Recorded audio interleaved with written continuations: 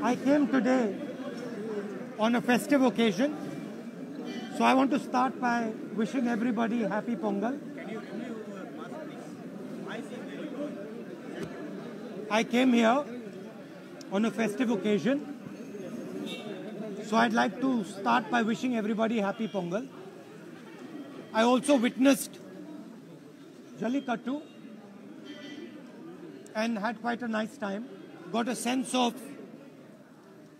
why Tamil people appreciate Jallikattu. I must also say something. There was a sense, many people had mentioned to me that Jallikattu is harmful to the bulls.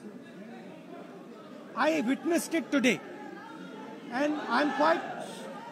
भैया क्या कर रहे हैं? क्या कर रहे हैं? I witnessed it today and I must say that the way it was done today, there was absolutely no chance of either the bull getting injured. In fact, if anyone was likely to get injured, it was the young men who were doing Jallikattu. So I'm happy to say that there have been some changes to make it safer for everybody. One of the main reasons I came was today the government in Delhi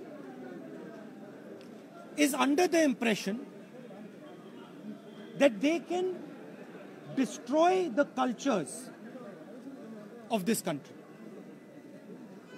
They believe that they can suppress the emotions of the Tamil people. They believe they can crush the language of the Tamil people. They believe that they can suppress the spirit of the Tamil people. I came to give them a message that nobody is going to suppress the Tamil spirit. And there is a reason for it. First of all, the Tamil spirit cannot be suppressed. And second of all, suppressing the Tamil spirit is the worst thing you can do for our country. Because the Tamil spirit, like many other cultures and traditions in this country, are the essence of our country. They are the soul of our country. So I am completely against this idea that there is one particular idea, one particular language, one particular notion in this country. There are many, many different languages, many different ideas, and all these contribute to our strength. So that is my message. I also want to say that I'll be coming back here, not once, numerous times, and I'd like to thank the Tamil people because I learn a lot from them.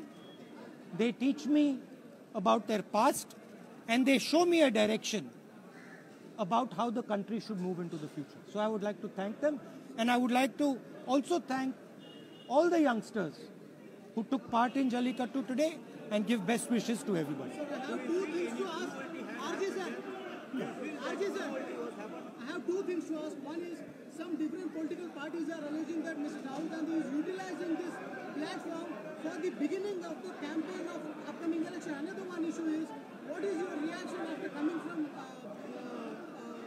foreign that many thousands of lakhs of farmers are on streets from several days in Punjab border and the Delhi border, and they are planning for the tractor rally on 26th. Do you think government somewhere intentionally neglecting them and not putting their answer to the farmers? My friend, the government is not just neglecting them. The government is conspiring to destroy them. There is a difference. Neglecting is you ignore them. They are not ignoring them. They are trying to destroy them. They are trying to destroy them because they want to benefit 2 or 3 of their friends. They want to give what belongs to the farmer to 2 or 3 of their friends. They want to take the land of the farmer They want to take the produce of the farmer and they want to give it to their friends. That is what is happening. So the word neglect is too weak a word to explain what is taking place. The other thing is that the farmers of this country are the backbone of this country. If anybody thinks that you can suppress farmers and this country will continue to prosper, they just have to look at our history. Whenever Indian farmers are weak, India is weak.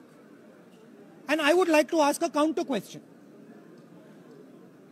You are suppressing the farmers. You are helping handful of businesses.